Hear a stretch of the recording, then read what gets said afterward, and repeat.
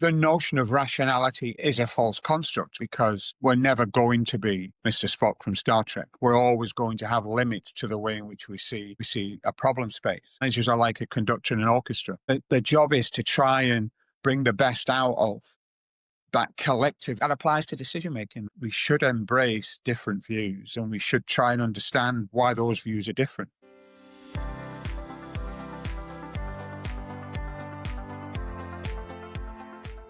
Welcome to Strategy Meets Reality podcast. I'm your host Mike Jones, and today I'm joined by Professor Denis Fischbacher Smith, one of the leading thinkers on risk, resilience and organisational failure. We explore why most organisations misunderstand risk, how human behaviour shapes decision making, and why leaders need to think in terms of threats and vulnerabilities, not false certainty. A grounded conversation on navigating complexity. Welcome back to Strategy Meets Reality podcast. I'm absolutely delighted to be joined by Denis Fischbacher Smith.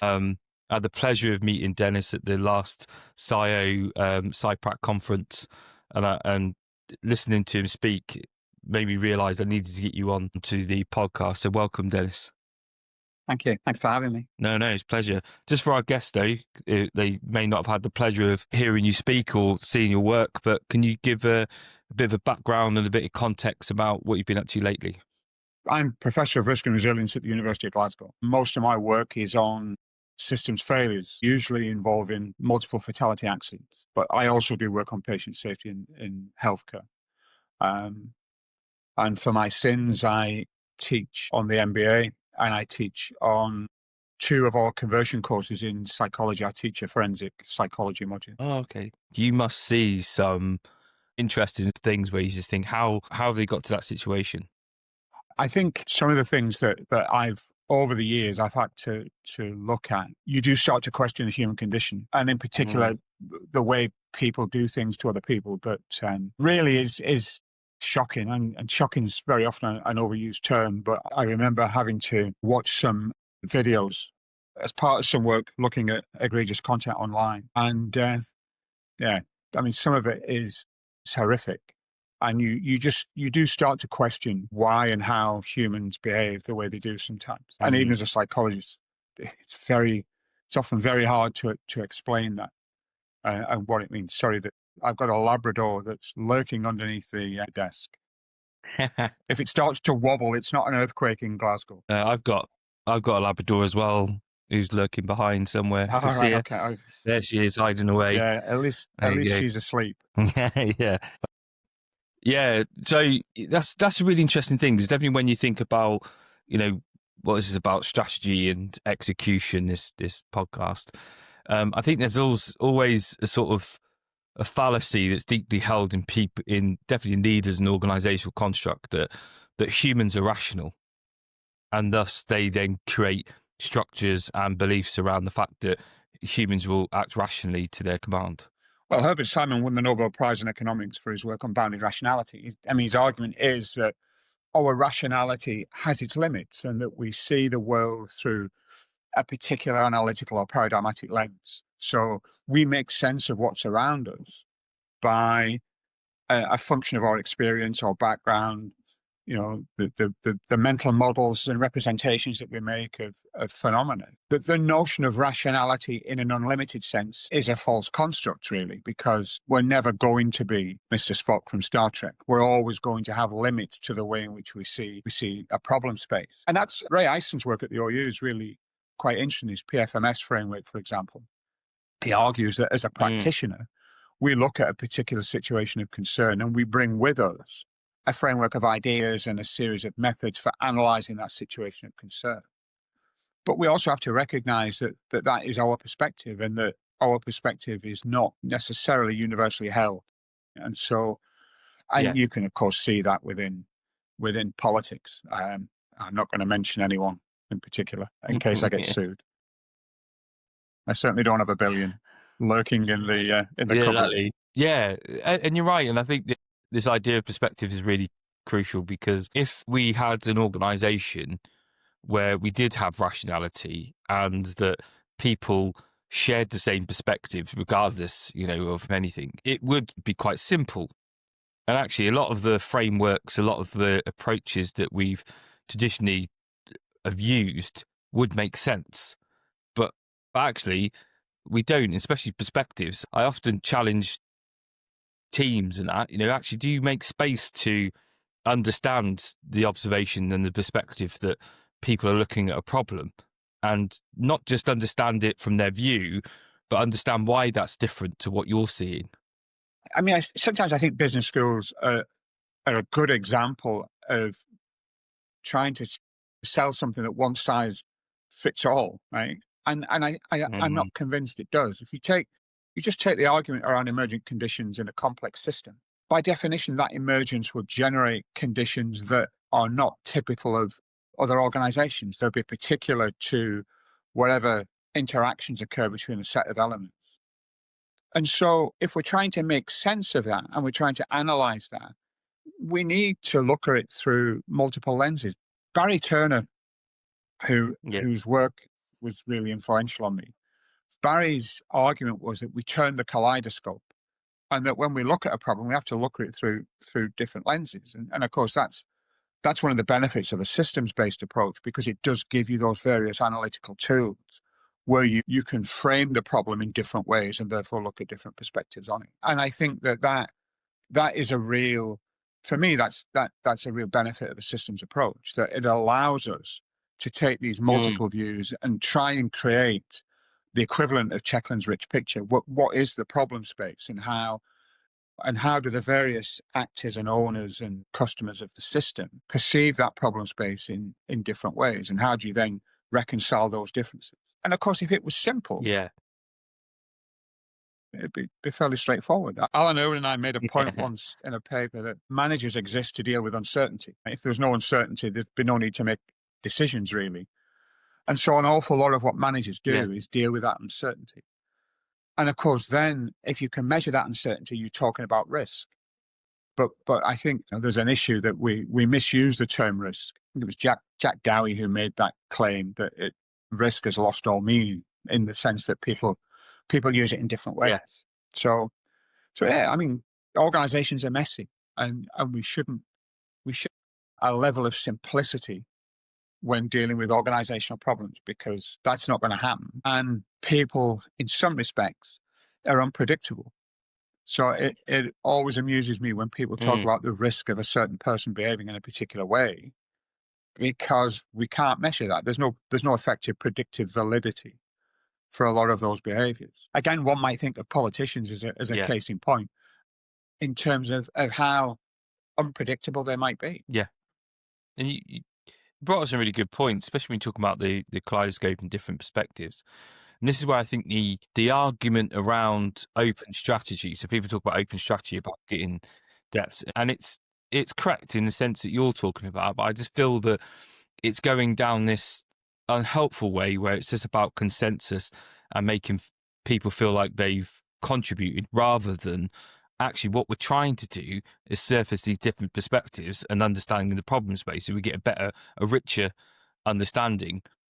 And then also about management. I think management is losing its focus around exactly that. You have managers because they make decisions in complex things, otherwise you wouldn't need them, where I think that's getting now further washed away with other stuff that is more compliance based rather than actually what they I think there's a lot in that. I think that the issue of compliance, I think, is an important one, because it actually puts boundaries on what is acceptable behavior for decision makers. There are, I mean, there's a litany of organizational failures where you can point to those behaviors and the unethical nature of them.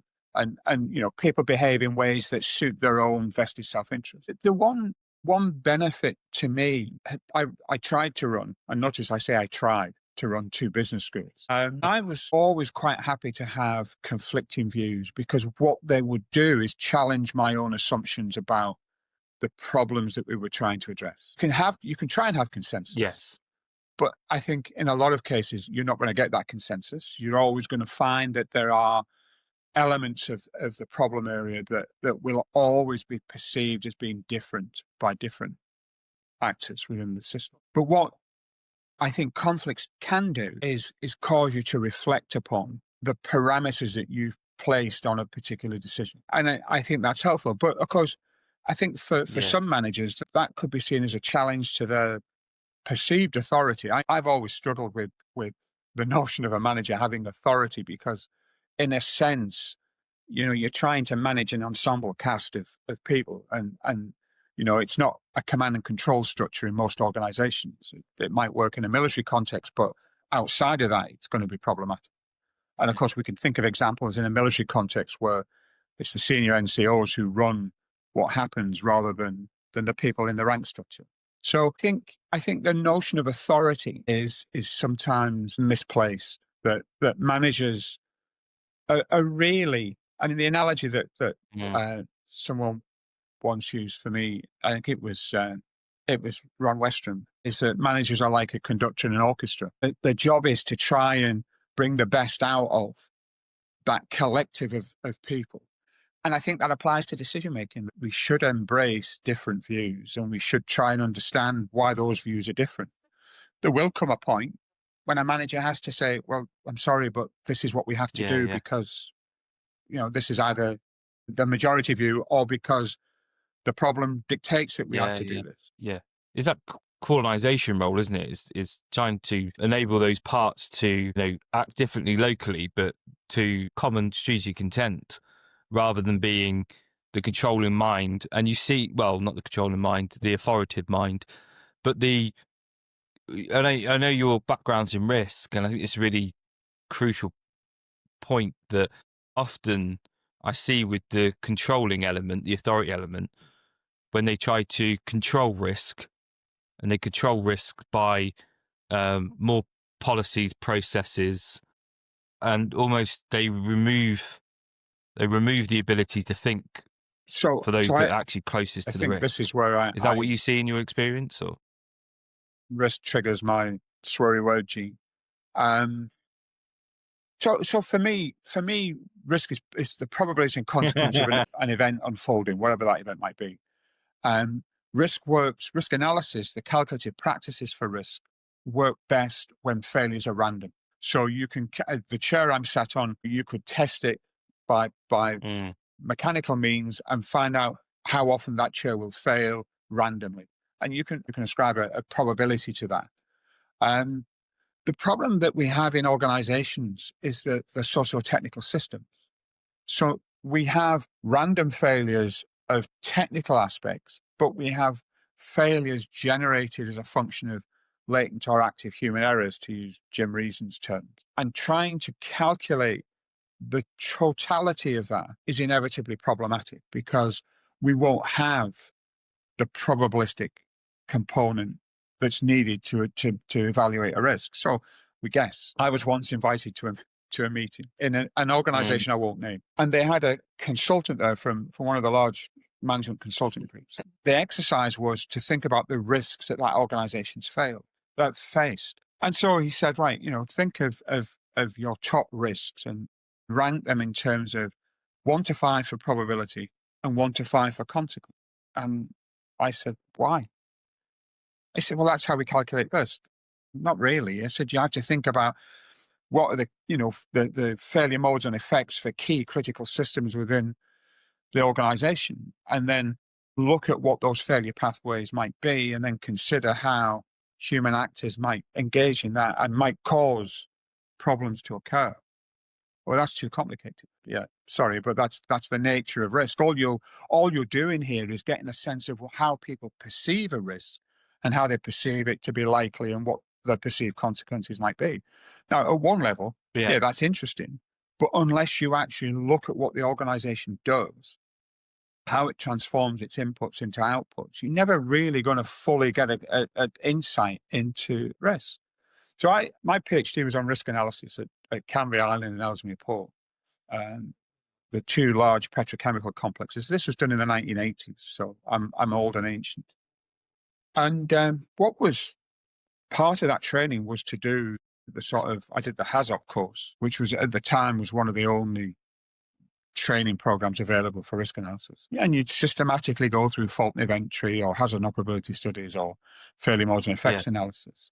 And you were looking at technical systems. But the problem always occurred when you dealt with a human operator, because they confound all of that. And so for me, that gave me I suppose, a healthy skepticism about how risk is misused in public discourse and in organizations as well. Anyway, I was never invited back to that meeting for fairly obvious reasons.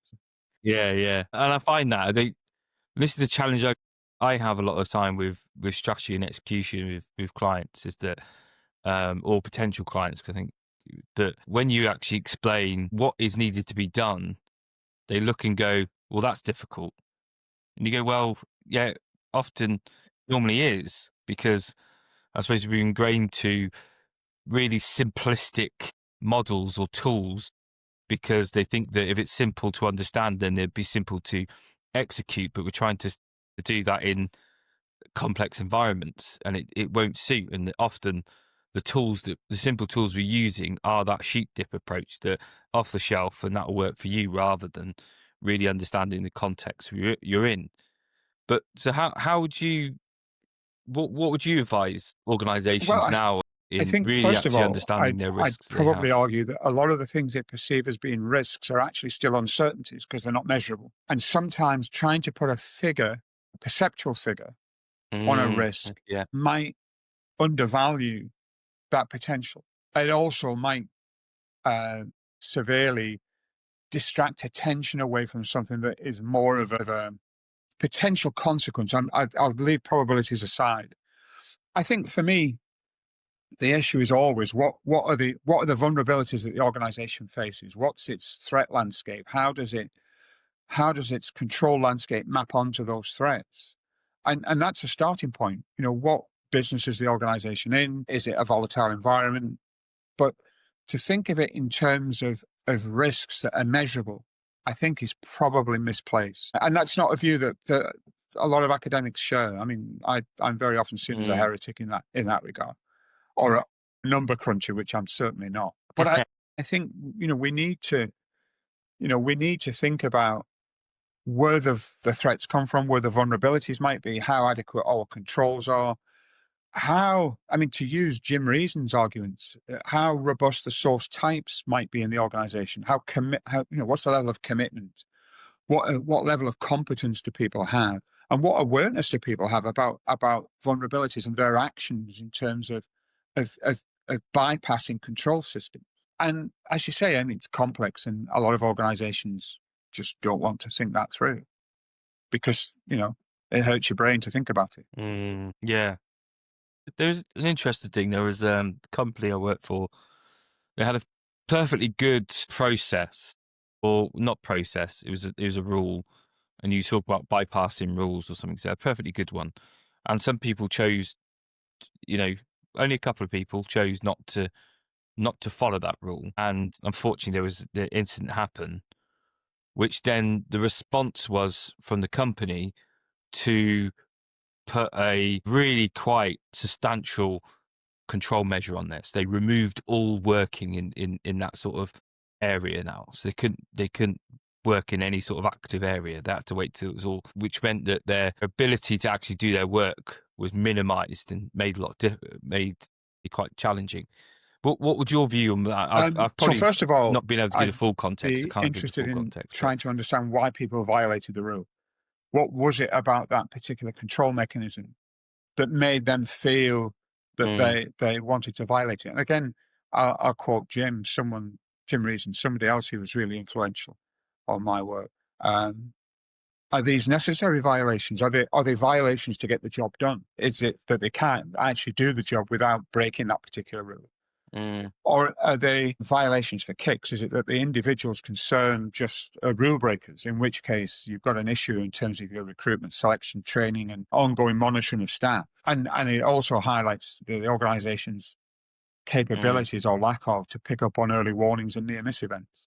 There's an intelligence gathering dimension to that as well. I think I'd also be conscious that by actually putting excessive controls on a function, that might have consequences elsewhere. So I'd want to consider how you would monitor, I call them pathways of vulnerability, where you, by dealing with one problem, you actually expose a vulnerability elsewhere. It's like playing whack-a-mole. You hit one and another one pops up elsewhere. So I think sometimes the quick solution, i.e., let's shut this function down to the point where people can't deviate, that might work in the short term, but it might create problems elsewhere. But really, you want to try and get to the multiple root causes of that problem. And I think I'll use healthcare as an example. We talk about root cause analysis in adverse events, patient safety issues. But more often than not, there isn't a single root cause. There are multiple root causes that coalesce together and act as a force multiplier. And in that particular context, those are the sorts of issues that I think I'd want to try and unpick, because I think that seeing a simple solution to a complex problem is potentially problematic in of itself. These things usually have multiple factors that are either underlying drivers or the force multipliers to the issue. Yeah. So what are the sort of common myths or misunderstandings that you think That's a really still difficult question. pervade I think organisations? I'll deal with issues from my experience. I think that one is that the board must know what's going on. By and large, the board don't know what's going on because people don't often tell the board what's going on, and the reporting structures pick up on the formal issues. But then most organizations have this informal communication process, where a lot of the early warnings and near misses sit, but are never formally reported up the structure. And I think that is a key issue. I think a second one, which is kind of related to that, is that technology solves all of our problems. Well, it doesn't, because in some cases can't becomes a black box and people don't understand what's going on within that technology, and therefore, that they can't deal with it. I mean, the lovely example is one of the modern wide-body jet aircraft. If there's a diagnostic problem on the flight deck, the co-pilot brings out a computer that's within the console, and actually, the system is now so complicated that pilots don't quite understand how the system works. Right? And the classic example of that is United 232, the plane that crashed, DC-10, that crashed at Sioux City, where the tail-mounted engine exploded, basically, and severed the 3 hydraulic lines. So the pilots had no controls over the flight surfaces. And the only way they could fly the plane was asymmetrically changing the thrust on the 2 wing-mounted engines. But the pilots continued to work their controls at the yoke, even though it was having no effect. So that was a strong habit intrusion. But even that, it was a relatively simple technology because it was hydraulic compared to fly-by-wire and computer controlled, which is infinitely more complex. The failure modes and effects might not be as apparent. And we create systems in organizations that are perhaps not quite as complex as an aircraft, but complex enough that the people who work within them don't fully understand how they work. I think that's another sort of dynamic. Is that the same sort of complexity, that not only is it quite complex, it's complex to understand how it works, but also it becomes almost complex / laborious to do the stuff, to do the work. I often joke that organizations make it easier not to do work than it is to do work nowadays. So the amount of sort of internal bureaucracy they have a university where to get something done. All universities have a very perceived bureaucratic process. I mean, a lot of it's there for a reason, but sometimes what you see are shifts in that bureaucracy so that you move it from one part of the system to another. And in our case, it's very often down to the frontline academic staff who get increasingly given bureaucratic tasks that in the past might have been done by other people. And of course, academics complain bitterly about this because they see their job as teaching and research rather than form filling. But there are some aspects of the bureaucracy that are important, right? And in a sense, I'll give you a simple example. Course design requires academics to fill in a form that sets out our learning objectives. That is a core academic task. It's not bureaucracy. It's what am I going to teach? How am I going to teach it? Why is it important? If I can't do that, then I shouldn't be in an academic role. That's not bureaucracy. But form filling and collecting of information through multiple sources is bureaucracy. That information is already there. It's just not managed properly. And I think with scale and complexity, some organizations try and manage that by increasing the bureaucracy that they think gives them more control over information. But it doesn't necessarily, because there's too much information for people then to make sense of. And you've got that signal and noise issue. Yeah. And that's what, as in like what we talk about with, Stafford's work, Stafford Beer's work about just amplifying or attenuating the information. I think we just amplify enough. You see this more and more with the increased reliance on Power BI boards, and everyone's aboard now, is in like a little nice Power BI board that's going to give them all the data and information that they think they need to be able to make a decision.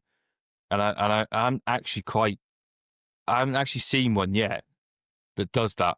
I think it gives them a lot of information, but I'm doubtful it actually gives them any insight. There's merit in that. And then you've got the traffic light systems that a lot of organizations use, which again are pretty meaningless, because it's too broad brush to have any granularity with it. Yeah. I suppose when you're talking about the strategic dynamic of an organization, the board's job is not necessarily to delve down into the weeds of how the organization works, but it needs to be able to trust that the information that they are getting isn't attenuated, again, to come back to Stafford's arguments, and that what they have is a complete picture of the problem space. Well, inevitably, they don't have.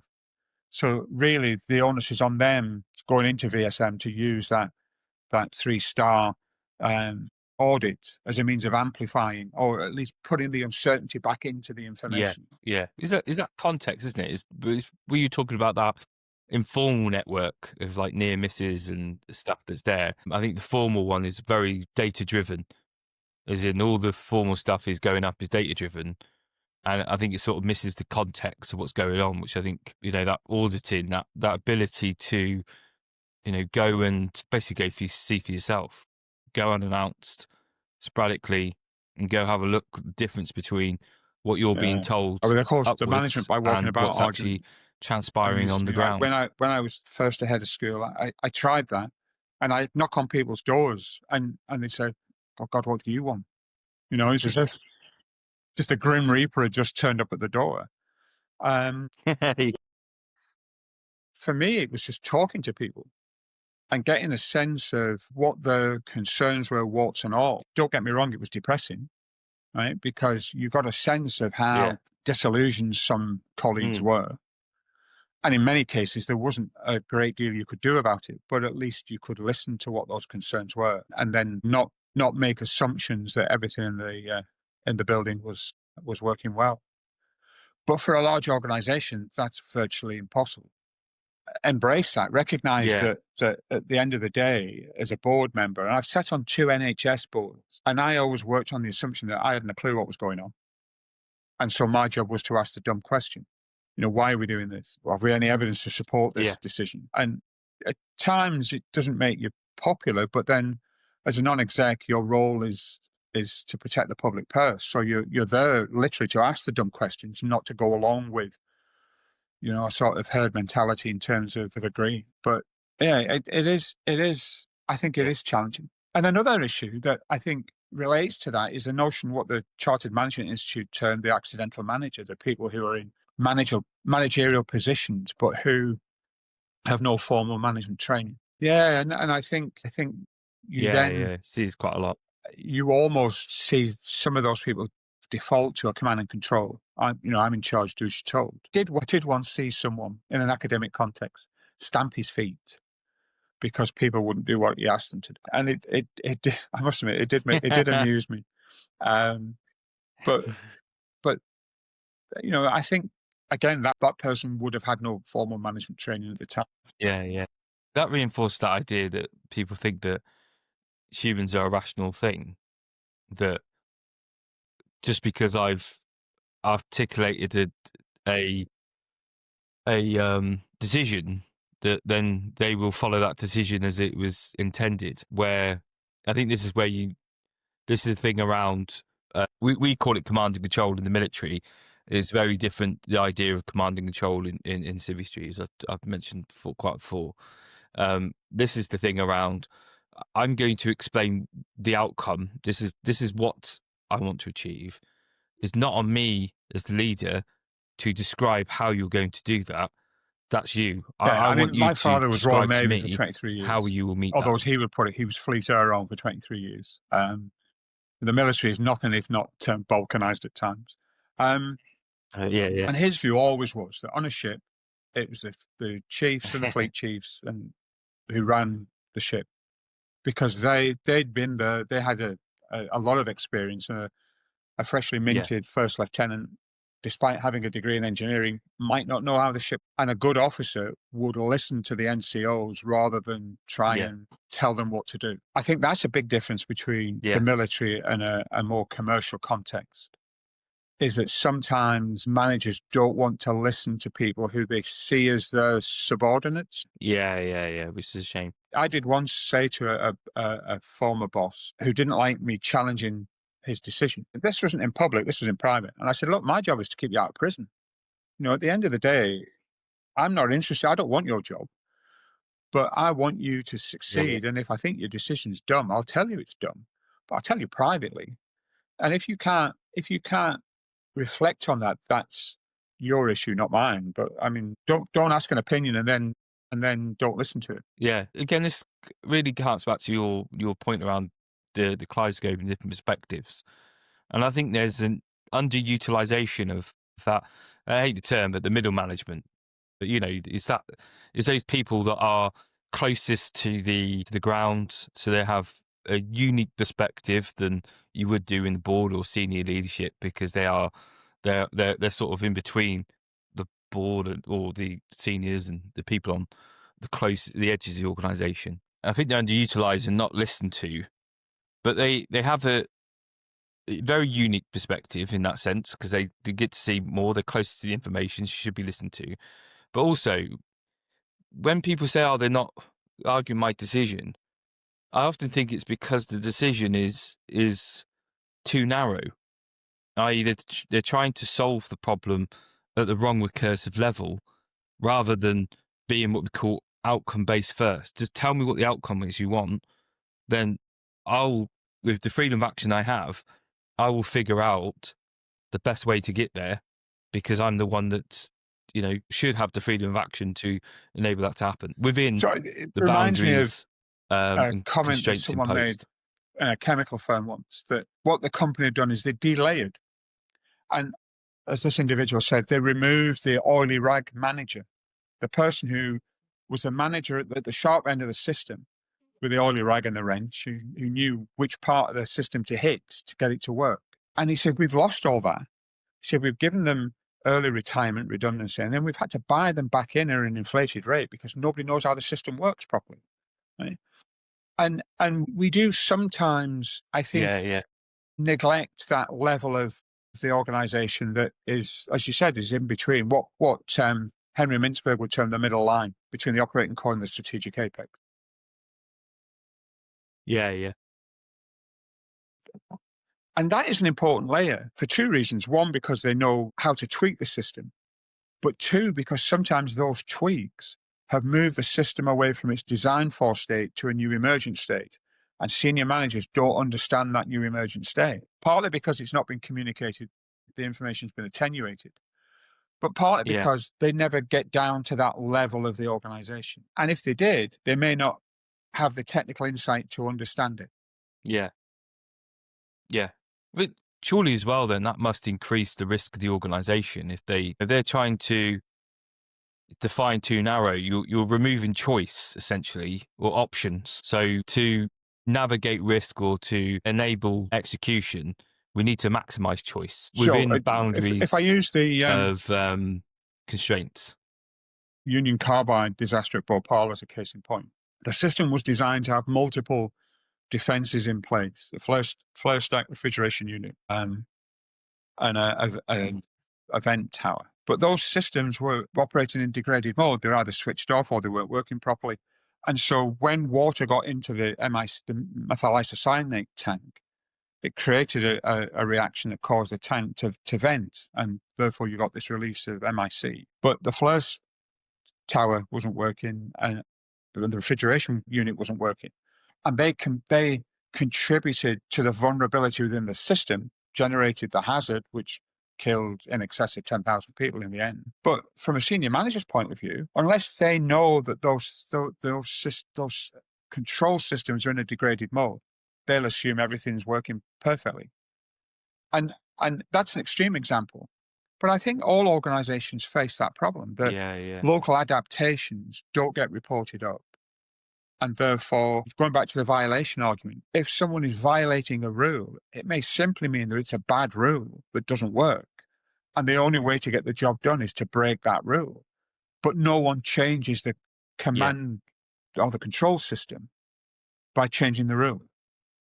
So managers think that the rule's been violated, but the reality is it was a bad rule. Yeah, because I think organisations are quite lazy in the sense that they rarely remove anything. They'll continue to add things. A simple case but they I was won't involved remove in. things. A paramedic was dealing with a patient who had a drug overdose. It's a fairly complex case, but the issue really comes into sharp focus as the paramedic brings the patient into A&E. They're rushing through into A&E on the patient's on a gurney, and the patient ultimately dies. And the doctor in charge of A&E blames the paramedic for not doing CPR on the patient on a moving gurney. And so I was asked to look at this case, and my response was, is there a protocol for that paramedic that does CPR on the move? And the answer was no. So the paramedic has not violated a protocol. The issue is not with the paramedic. The issue is either with that paramedic's organization or the fact that, unfortunately, this patient could not have been, kept alive in that short period of time because the paramedic had to move the gurney and no one can do CPR on the move.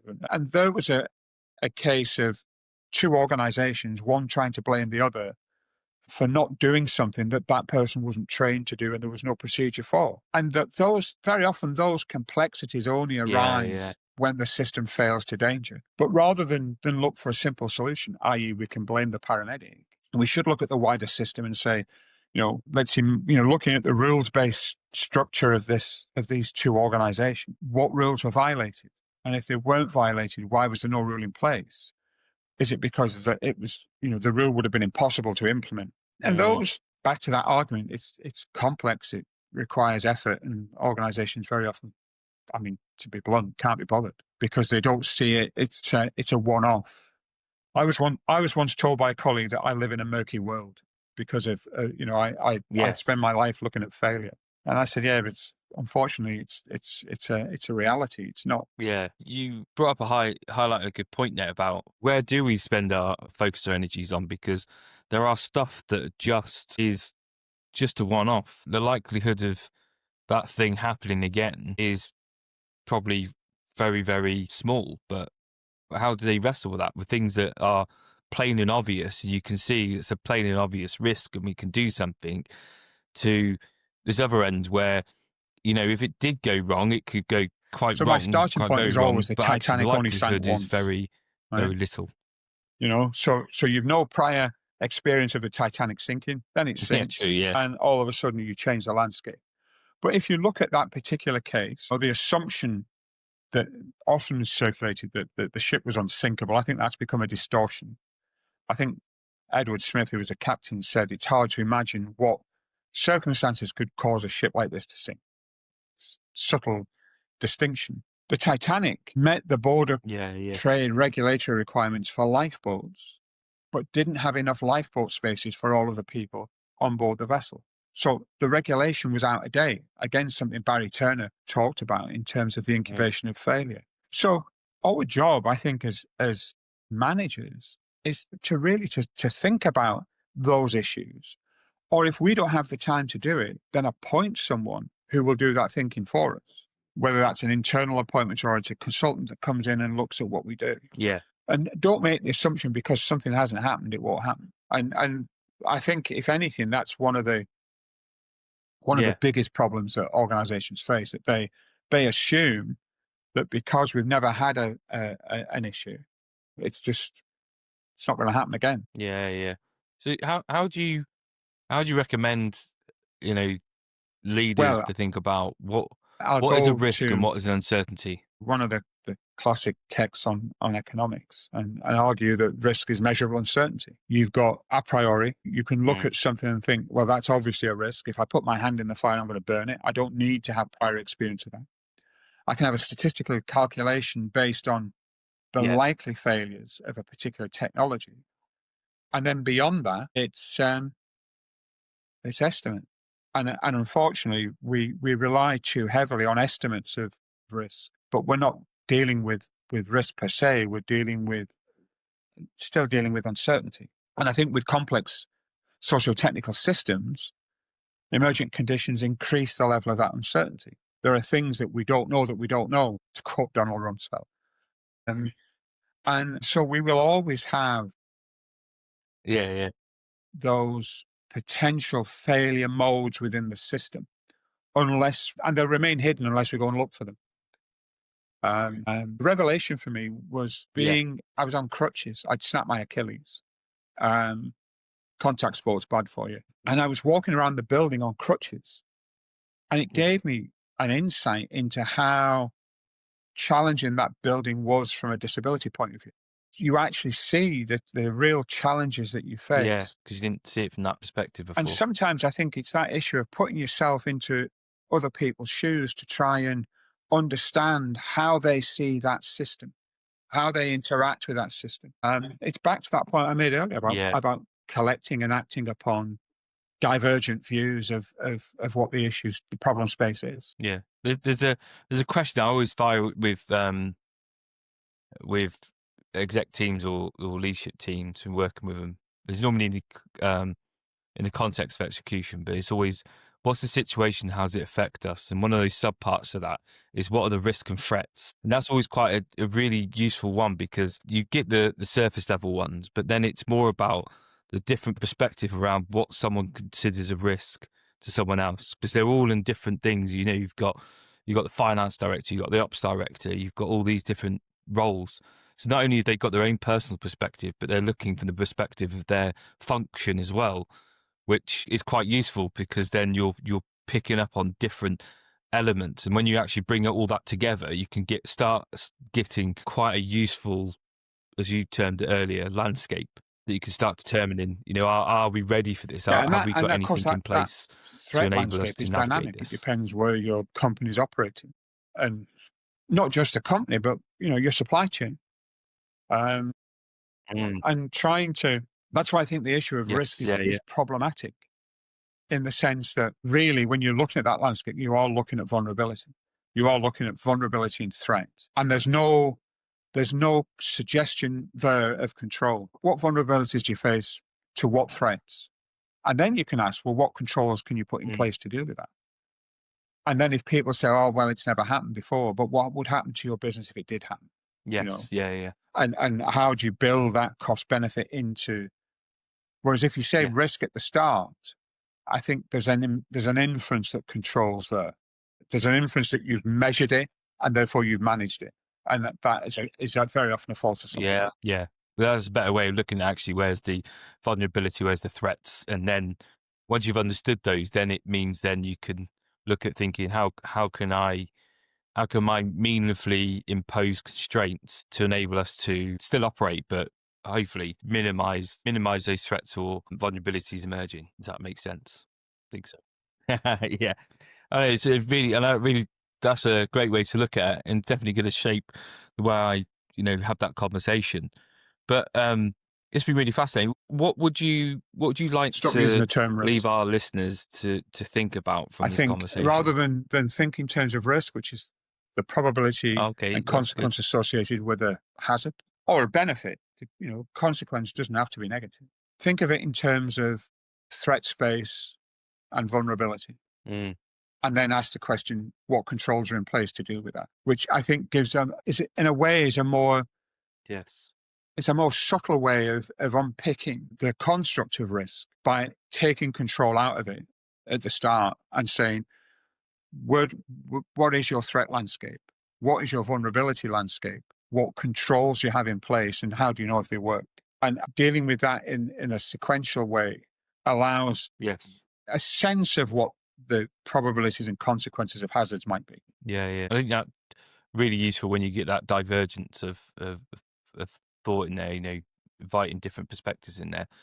And also gives you great, because we often talk about strategy, and strategy in a sense is in a similar way. When people think strategy straight away, they go internal to what things they're going to do, rather than actually looking out to the external environment and going, well, what's happening out there? Who are the competitors? Who are the regulators? What are they doing? What's changing? What are the false assumptions about the external environment that everybody else is using? When you understand that, then it gives you a more meaningful way of how you can navigate that. And I suppose that's kind of the same you were saying there. Actually, if you explore the landscape first, once you understand the landscape, then you can know what you one of the things reasonably that need to do I always remember from to my ensure that strategy lectures. you can I sustain was that. taught by Kevin Scholes, who was one of Jerry Johnson wrote the book Exploring Corporate Strategy. And it always struck me as a map analogy. Where are we now? Where are we going? How do we get there? And what's the terrain like between point A and point B? And you have to take the environment into account. You have to reflect on, the direction of travel, the pace of travel, and all of the things that come with that. And as an analogy, I thought that was quite a helpful way, certainly for me, of thinking through strategic intent. That, we can't make an assumption that the landscape's flat and ordered. We have to recognize that it does become complex and undulating, and there's things that get in the way. There are barriers. We need resources to go from A to B, et cetera, et cetera. Maybe that's a function of me starting life as an environmental scientist and having to spend many a happy day with a map in the middle of nowhere. Yeah. Well, that's the same as me as military. It's absurd to me that when people do strategy, they're not looking in the sense of the terrain. So we always look as, when I was done strategy, it was always, there's an external environment out there. It's not just us. There's all these different actors, be it enemy, be it NGOs, be it, nefarious actors, all these. And what we're trying to do is think about how can we achieve advantage in what we're doing. There's an interesting mindset in relation terms of to military what doctrine. You go to everybody else is Clausewitz doing. on the one hand, and you go to Sun Tzu on the other, and you've got two very different perspectives on the way you fight, and that reflects the paradigms that people look at the problem space through. The beauty of merging the two together gives you an interesting perspective on that particular problem, the military one. Sun Tzu's The Art of War, which is not an easy read, but fight the enemy where they're weakest, attack the edges. I mean, all of those things you think about from a strategic point of view in a competitive environment, one might argue would still hold. So yeah, definitely. I argue for that. I argue we need to get back to that type of thinking instead of this false marketing led view of strategy that is prevalent right now. But and I think that's the same that's happened in your world as in my world, is that I think we try to oversimplify everything, and maybe simple is not the way forward. And I really like your term problem space, and actually I think that opens up a really interesting way to look at something. And the one thing that always makes me laugh is the number of perspectives. Strategic documents that say we want to be the world leader in. Every organization in that sector wants to be the world leader in. Yeah. Rather than say, well, actually, in capability terms, we could be 2 or 3, and that's our goal state. But think in terms of that. But you're right. I think so much of it is marketing led, and I don't want to be disparaging in terms of marketing, but it's aspirational, and there's nothing wrong with that. But the reality is, those aspirations have to reflect the environment, the context in which it works. I'll give you one last analogy. Exactly. I was on a ministerial advisory group that wrote a document called Organisation with a Memory, just looking at patient safety in the NHS. It's published in 2000, and I got a phone call from a reporter one day, because we'd stated that our goal state was 0 deaths of patients from a particular procedure. And the reporter rang, I don't know why you rang me. I was only one of many on the committee, but he said, so can I ask you about this goal? I said, yeah. He said, you said the goal was 0 deaths. I said, yeah. He said, but 10 people have died this year. I said, would you prefer that to be the acceptable level of harm? The goal state is still 0 deaths. We have to work towards that. It's not an absolute. You can never guarantee 0 deaths. Healthcare's, always going to be problematic. People go into that system at a point of vulnerability. Yeah, yeah. And he said, I never thought of it like that. And you just think, well, that's part of the issue, that you look at a problem through a lens, and if you don't change that lens, you don't really get a sense of the nuance associated with the problem space. Yeah, I agree. And it's a sense that most aspirations are effects. So they are the effects, that if we do these things, that's the effects that we're looking at, rather than looking at it and going, well, what's the outcome, i.e. the things that we must do to enable that effect to emerge. And I think they just look for the emergence of the effect, and that becomes the goal, which becomes very confusing and misleading to people. But yeah, this has been, It's been a pleasure. Thank you. Fascinating. I'm so glad I've managed to get you on a call, and I'm hoping, and I'm hoping that we'll get to meet each other next systems thinking event. That'd be fantastic. This time, hopefully, I won't be running it, and I can actually have time to sit down and chat instead of running around. But it's absolutely a pleasure. And for the listeners, if you've enjoyed this conversation as I have, and there's people in your network you feel that will find it value, please like and share, so we can grow our community and share the good work and the perspectives of It's been a pleasure. guests, Thank you. especially what Denis has displayed today. Thank you so much. Thank you.